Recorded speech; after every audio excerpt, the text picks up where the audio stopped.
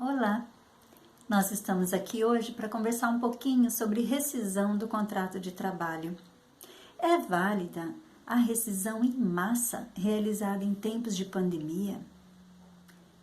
É necessária a negociação sindical para a validade desse tipo de demissão? Ocorre dano moral em razão da forma como essa rescisão ocorre, por e-mail, pop-up? Quais são os direitos do trabalhador nesta hipótese?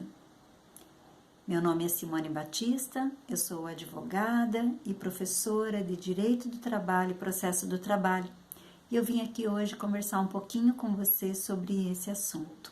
Vamos lá? Vocês devem ter acompanhado nos noticiários de ontem e hoje que algumas instituições de ensino fizeram demissão de centenas de professores de uma só vez. E isso nos faz refletir sobre a possibilidade no ordenamento jurídico desse tipo de demissão acontecer. Veja bem, o artigo 7º, inciso 1 da Constituição Federal, veda a dispensa arbitrária sem justa causa. Mas esse dispositivo não foi regulamentado até hoje, de modo que os trabalhadores podem ser demitidos por livre iniciativa do empregador. Apesar do Brasil ter ratificado a Convenção 158 da OIT, posteriormente ela foi denunciada. Então, em 2009, nós tivemos um caso emblemático, que foi o caso da Embraer, que demitiu mais de 4.000 empregados de uma só vez. Nessa ocasião, o TST foi instado a se manifestar a respeito, e aí ele criou a sua jurisprudência, determinando que a rescisão em massa de trabalhadores, ou seja, de um número grande de trabalhadores de uma empresa, só poderia acontecer por meio de negociação coletiva, sob pena de nulidade.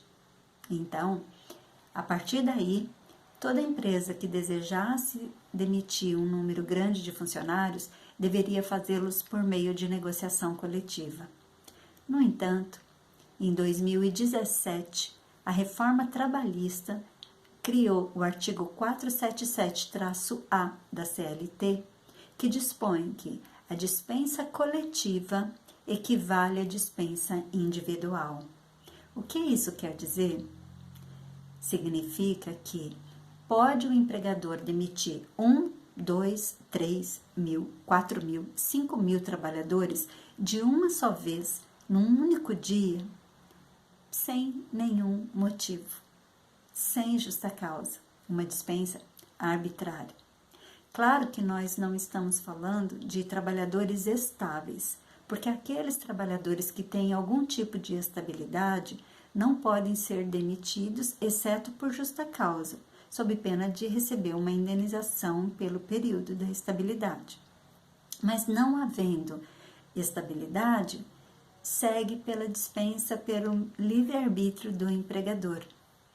Então, o 477-A da CLT permitiu a dispensa em massa. E assim, por esse dispositivo legal, nós podemos dizer que, apesar dessas instituições atualmente estarem demitindo um número grande de trabalhadores, segundo consta nos jornais, cerca de 300 a 500 professores de uma única instituição foram demitidos, essa dispensa está de acordo com a CLT. Agora, é possível que essa dispensa seja revertida perante a Justiça do Trabalho? É possível que o Poder Judiciário tenha um outro olhar sobre isso? Entendo que sim, porque a mesma Constituição Federal, no artigo 8º, inciso 3, dispõe que o sindicato representa os interesses dos trabalhadores. E qual é a ideia da representação sindical? Embora ela não esteja na lei, mas ela está na Constituição. E a ideia dessa representação sindical é que se possa amparar os trabalhadores e não necessariamente impedir que as empresas tenham seu poder potestativo, seu poder diretivo obstado. Se a empresa não tem condições, é possível a negociação e a participação do sindicato vai permitir minimizar os impactos, os efeitos dessa situação.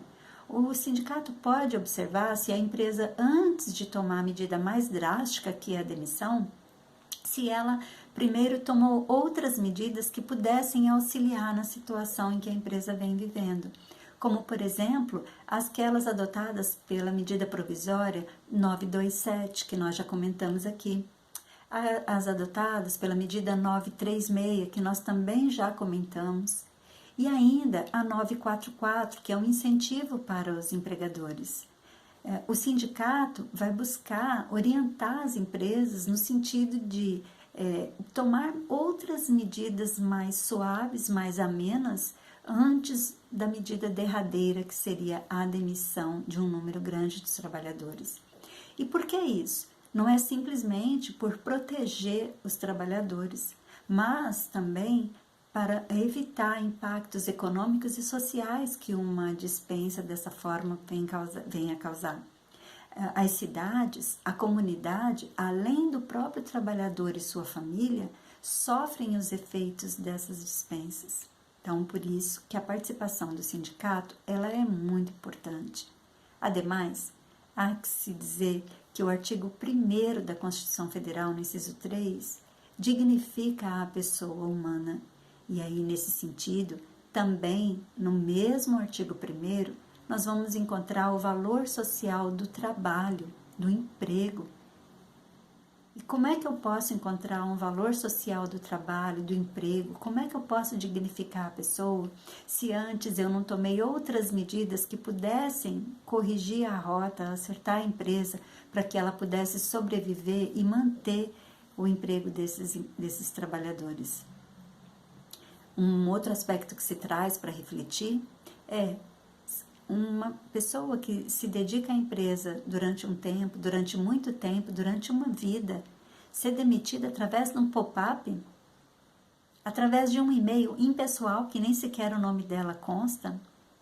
Então, ainda que as dispensas não sejam anuladas perante o Poder Judiciário pela ausência de participação sindical, ainda assim, há que se observar e que o ato de demissão ele deve seguir regras que respeitem também o direito da outra parte.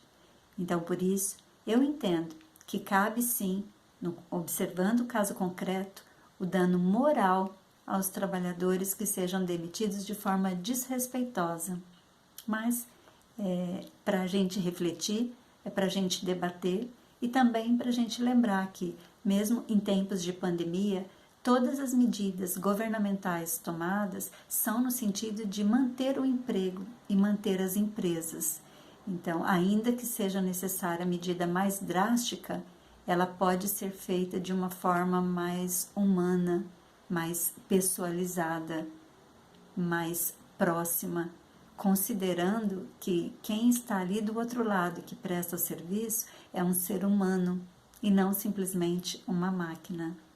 Enfim, se demitido for, ainda que seja uma dispensa em massa, ainda que a empresa esteja com dificuldades econômicas, é importante lembrar que o empregado tem os seus direitos garantidos. Quais são eles? Saldo salarial, 13º proporcional, férias integrais, se houver, e férias proporcionais acrescidas de 1/3, levantamento do fundo de garantia mais multa de 40%, aviso prévio proporcional ao tempo de serviço e, se o caso, direito ao seguro-desemprego, a depender da situação concreta.